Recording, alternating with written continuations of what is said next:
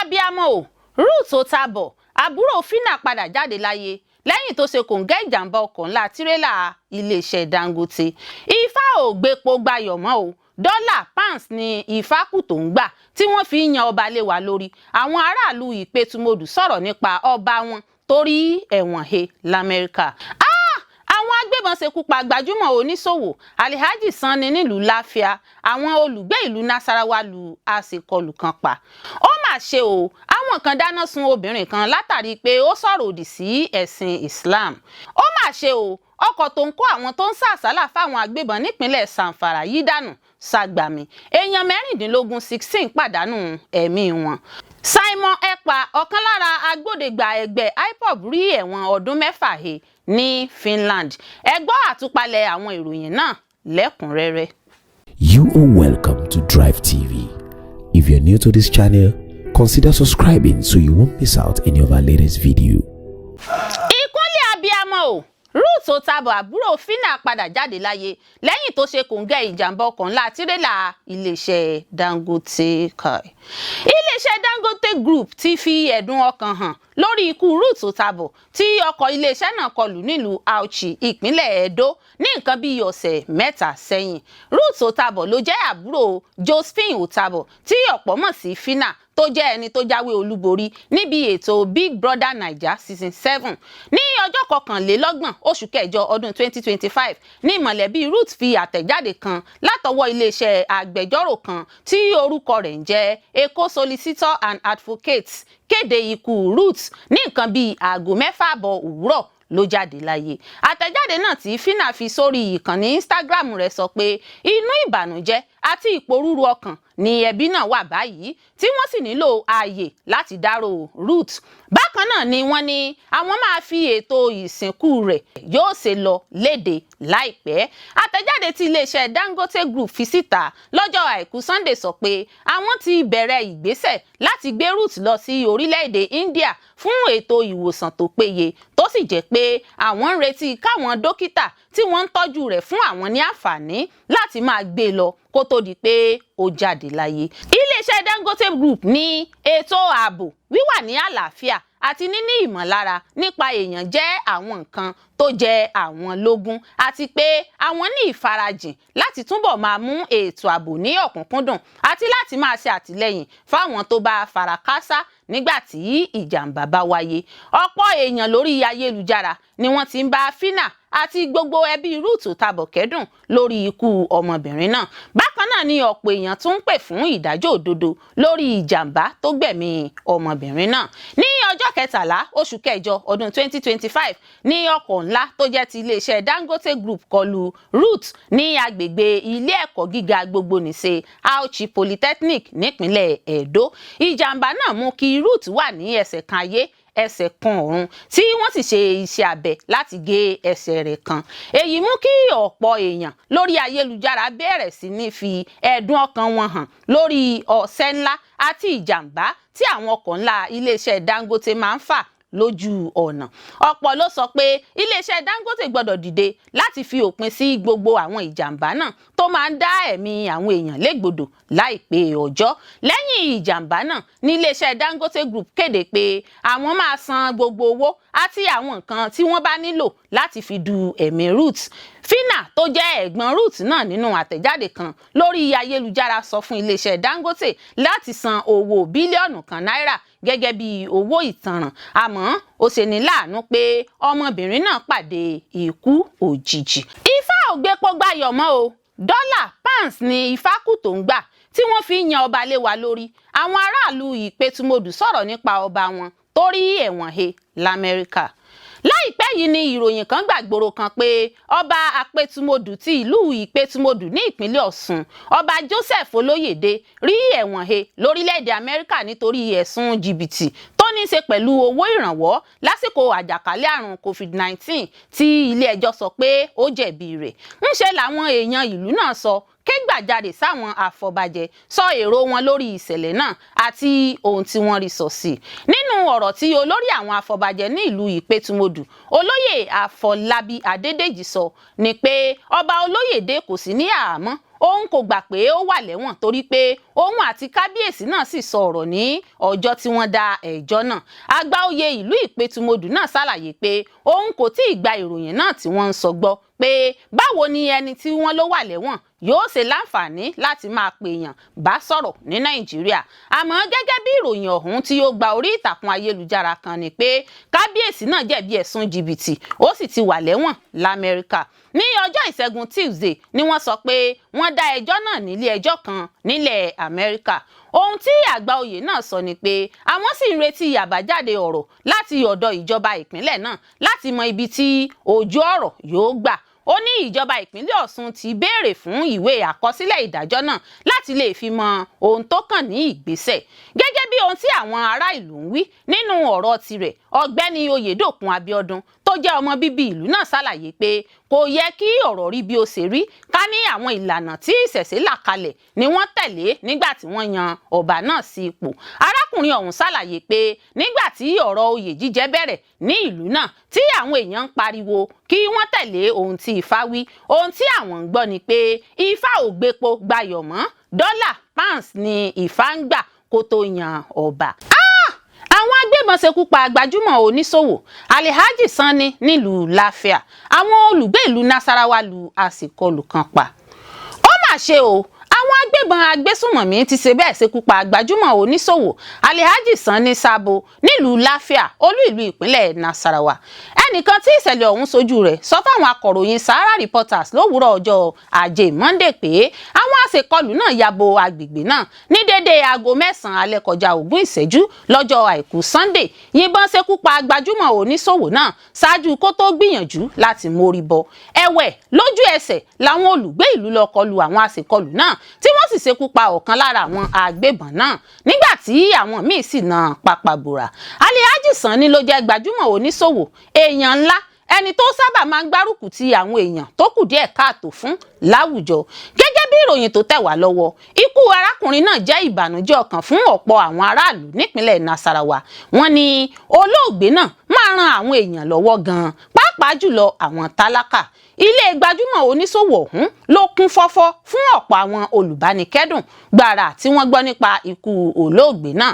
Títí di ìgbà tí à ń kó ìròyìn yìí jọ, ìjọba ìpínlẹ̀ àti àwọn àjọ elétò ààbò kò tí ì gbé àtẹ̀jáde kankan jáde síta lórí ìṣẹ̀lẹ̀ náà. Ó mà ṣe o, àwọn kan dáná sun obìnrin kan látàrí pé ó sọ̀rọ̀ òdì sí ẹ̀sìn Islam. Obìnrin onílé oúnjẹ kan ti pàdé ikú òjijì nípínlẹ̀ Niger. Wọ́n dáná sun nítorí wọ́n ló sọ̀rọ̀ tó lòdì sí ẹ̀sìn Islam àti Ànábì Muhammad. Ọjọ́ àbámẹ́ta Sátidé 30 oṣù kẹjọ ọdún 2025 yìí ní ìṣẹ̀lẹ̀ náà wáyé nílùú Kasuwan Garba, ìjọba ìbílẹ̀ Mariga nípínlẹ̀ Niger. Gẹ́gẹ́ bí ìròyìn tó tẹ̀ wá lọ́wọ́, oníbàárà ọkùnrin kan ló ń bá ìyá olóúnjẹ náà ṣe ẹ̀fẹ̀ tó ní òun yóò fẹ́, tó sì fi ọ̀rọ̀ Ànábì gbé fífẹ́ náà lẹ́sẹ̀. Èyí ni ìròyìn sọ pé ìyá olóúnjẹ náà fèsì sí, tí àwọn tó wà níbẹ̀ sì sọ pé ọ̀rọ̀ rẹ̀ tàbùkù bá ẹ̀sìn Islam. Gẹ́gẹ́ bí àwọn oṣojú mi kòró kan ṣe wí, àwọn tí ọ̀rọ̀ obìnrin náà bí nínú kọ́kọ́ mú lọ sílé olórí agbègbè Kasuwan Garba, ẹni tó fà lé àwọn agbófinró lọ́wọ́ fún ìwádìí. Ṣùgbọ́n àwọn ẹlẹ́hónú náà pọ̀ jù, wọ́n gba ìyá olóúnjẹ lọ́wọ́ àwọn agbófinró, wọ́n sì sọ iná sí i lára. Nínú àtẹ̀jáde tí iléeṣẹ́ ọlọ́pàá ìpínlẹ̀ Niger fi léde fìdí ìṣẹ̀lẹ̀ náà múlẹ̀, alukoro ọlọ́pàá ìpínlẹ̀ Niger Wàsíù Abíọ́dún sọ pé àwọn ti bẹ̀rẹ̀ iṣẹ́ ìwádìí lórí ìṣẹ̀lẹ̀ náà. Gẹ́gẹ́ bó ṣe wí, ó ní nǹkan bíi aago 2 ọ̀sán ọjọ́ àbámẹ́ta Sátidé ní ìṣẹ̀lẹ̀ náà wáyé. Alukoro iléeṣẹ́ ọlọ́pàá ṣàlàyé pé obìnrin náà torúkọ rẹ̀ ń jẹ́ Àmáyè ni wọ́n ti fi tó àwọn létí pé ó sọ àwọn ọ̀rọ̀ kan tó lòdì sí ẹ̀sìn Islam. Ọ̀rọ̀ náà ló ní ó bí àwọn èèyàn kan lágbègbè Kasuwan Garba nínú.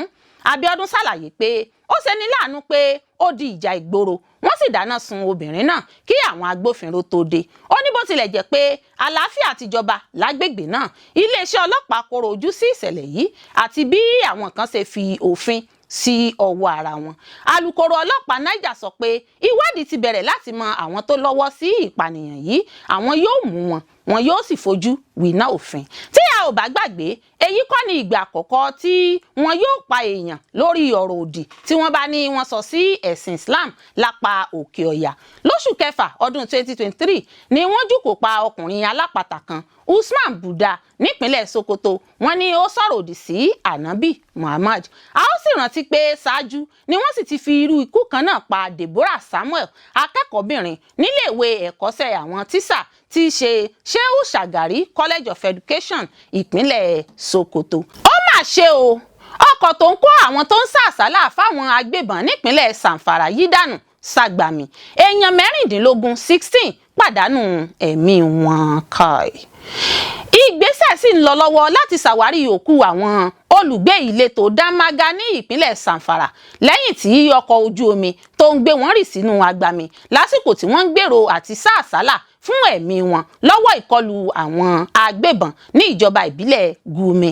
Ní àsìkò tí ìròyìn yìí fi jáde, òkú èèyàn 16 ni wọ́n ti rí kó jáde nínú agbami náà, wọ́n sì ti ṣètò ìsìnkú wọn. Àwọn tí orí kó yọ nínú ìjàmbá ọkọ̀ ojú omi náà wà ní ìlú Nasarawa Kifi lórí odò tó wà láàrin Damaga àti Nasarawa Kifi ní ìjàmbá náà ti wáyé. Gẹ́gẹ́ bí Basiru Goga tó jẹ́ ọ̀kan lára àwọn olùgbé Nasarawa Kifi ṣe sọ nínú ìfọ̀rọ̀wérọ̀ pẹ̀lú àwọn akọ̀ròyìn BBC, wọ́n ní ọ̀fọ̀ ńlá làwọn ń ṣe lọ́wọ́ báyìí, kódà ipò rúru ọkàn gbáà ní àjálù yìí mú bá ọkàn àwọn. Ní alẹ́ ọjọ́ Ẹtì Friday, àwọn rí èèyàn 14, àwọn sì tún rí èèyàn 2 míì lọ́jọ́ Àbámẹ́ta Sátidé. Ó ní iye àwọn tí wọ́n ti rí òkú wọn yọ nínú omi báyìí ti di 16. Àmọ́ ṣá, ó ní àwọn tó yè níbi ìṣẹ̀lẹ̀ ìjàmbá náà sì sá àsálà fún ẹ̀mí wọn nítorí pé ìbẹ̀rùbojo àti padà sí agbègbè náà, pẹ̀lú bí ó ṣe jẹ́ pé àwọn agbébọn sì wà káàkiri àwọn igbó tó yí wọn ká. Nínú ọ̀rọ̀ tirẹ̀, Mustapha Ahmad Gumi sọ pé bí àwọn agbébọn náà ṣe ń lé aráàlú níbẹ̀ kiri ló mú wọn sá àsálà pé kí àwọn gba orí omi sá fún ẹ̀mí àwọn. Ó tún ṣàlàyé sí pé bí èrò ṣe wá pọ̀ bàbí nínú ọkọ̀ ojú omi náà ló fà á tí ó fi dojú dé. Mustapha Ahmad Gumi fi kún ọ̀rọ̀ rẹ̀ pé àwọn obìnrin àtàwọn ọmọdé ló pọ̀ jùlọ nínú ọkọ̀ ojú omi náà. Àwọn mìíràn tí ìṣẹ̀lẹ̀ náà tún sojú wọn sọ pé àwọn ìletò bíi Damaga, Tunga, Maiguya àti Nasarawa Kifi làwọn èèyàn náà ti wá. Wọ́n ní èèyàn 16 ní agbára ọkọ̀ ojú omi náà ká, ìrìn ìgbà kẹta tí yóò sì rìn lásìkò àkó àwọn èèyàn náà tó ń sá àsálà fún ẹ̀mí wọn náà nìyí kí ó tó dojúdé, lẹ́yìn tí wọ́n ní àwọn obìnrin 2 kan fi agídí wọ̀ ọ́ pẹ̀lú bí ó ṣe jẹ́ pé ọkọ̀ ọ̀hún ti kó èrò àkójù tẹ́lẹ̀. Simon Ekpa, ọ̀kan lára agbódegbà ẹgbẹ́ IPOB, rí ẹ̀wọ̀n ọdún 6 he ní Finland. Ilé ẹjọ́ ẹkùn Pyjat-Am ti rán Simon Ekpa lọ sí ẹ̀wọ̀n ọdún 6 lórí ẹ̀sùn ìgbésùnmọ̀mí àtàwọn ẹ̀sùn mìíràn. Gẹ́gẹ́ bí ìwé ilé ẹjọ́ náà tí akọ̀wé ẹkùn náà fi ránṣẹ́ sí àwọn akọ̀ròyìn BBC News Pidgin lọ́jọ́ Ajé Monday, ilé ẹjọ́ náà ní Simon Ekpa tó jẹ́ ọ̀kan lára àwọn tó wà lẹ́yìn ẹgbẹ́ IPOB lọ́wọ́ nínú ìwà ìgbésùnmọ̀mí, ó ń kó aráàlú sòdí láti hu àwọn ìwà tó rọ̀ mọ́ ìgbésùnmọ̀mí, ó ja ìlú lólè owó orí tó sì tún ń ṣẹ̀ sí òfin tó de àwọn amòfin lórílẹ̀‐èdè Finland. Wọ́n ní kí Ekpa sì wà ní àhámọ́ ná lórí ẹ̀sùn tí ìgbésùnmọ̀mí. Ilé ẹjọ́ náà ní Ekpa ń gbìmọ̀ láti jà fún òmìnira ẹkùn tó pè ní Biafra fún ẹkùn ìlà oòrùn gúúsù Nàìjíríà lọ́nà tí kò bá òfin mu. Láàrin oṣù kẹjọ ọdún 2021 sí oṣù kọkànlá ọdún 2024, ó ń lo ayélujára láti wá ipò òṣèlú, bẹ́ẹ̀ ló lọ́wọ́ nínú rúkèrúdò tó ń wáyé láàrin àwọn ẹgbẹ́ ajìjàgbara lórílẹ̀‐èdè Nàìjíríà láti sọ ara rẹ̀ di ògbóǹtarìgì láàrin wọn. Wọ́n ní ó tún dá ẹgbẹ́ agbébọn sílẹ̀ lábẹ́ ìgbékalẹ̀ ìjìjàǹgbara tó ń gbé kárí. Ekpa ń kó àwọn nǹkan ìjà olóró, àdó olóró àtàwọn ọta ìbọn fún àwọn ẹgbẹ́ ajìjàǹgbara náà nípasẹ̀ àwọn agbódegbà rẹ̀. Wọ́n ní ó tún lójú òpó ayélujára Twitter láti ru àwọn tó ń tẹ̀lé sókè láti hu ìwà ibi. Ní oṣù kejìlá ọdún 2024 ní àwọn aláṣẹ orílẹ̀-èdè Finland fi páńpẹ́ òfin gbé Simon Ekpa fún ẹ̀sùn ìgbésùnmọ̀mí. Láàrin ọjọ́ 23 oṣù kẹjọ ọdún 2021 ni wọ́n ní ó bẹ̀rẹ̀ sí ní hu ìwà ọ̀daràn náà ní ìlú kan kan tí wọ́n ń pè ní Láti. Ọmọ bíbí ìpínlẹ̀ Ebonyi lẹ́kùn ìlà oòrùn gúúsù Nàìjíríà ni Simon Ekpa. Eré ìdárayá ọlọ́gọ́rùn-ún mításì ni ọ̀pọ̀ kọ́kọ́ fi gbọ́ òkìkí rẹ̀. Ó ṣojú Nàìjíríà níbi ìdíje eré ìdárayá orí pápá fún àwọn ọ̀dọ́ tí ọjọ́ orí wọn kò ju 20 ọdún lọ lọ́dún 2003 tó sì gba àmì ẹ̀yẹ fàdákà níbi ìdíje náà. Tálẹ́ǹtì rẹ̀ yìí ló sì gbé lọ sí òkè òkun lórílẹ̀‐èdè Finland tóun pẹ̀lú fi di ọmọ orílẹ̀‐èdè náà. Ekpa bẹ̀rẹ̀ sí ní gbé ní ìlú Láti pẹ̀lú ọmọ orílẹ̀‐èdè kan, Mariani, tó fẹ́ ní ìyàwó àti ọmọ méjì tí Elédùà fi tà wọ́n lọ́rẹ kí wọ́n tó pínyà.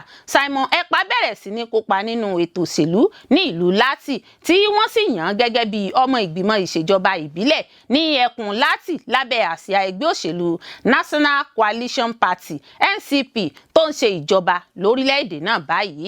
Ekpa jẹ́ ọ̀kan lára àwọn tó ń ṣe àtìlẹ́yìn fún Nnamdi Kanu, aṣíwájú ẹgbẹ́ IPOB tó ń pè fún ìdádúró ẹ̀yà Ìgbò kúrò lára Nàìjíríà.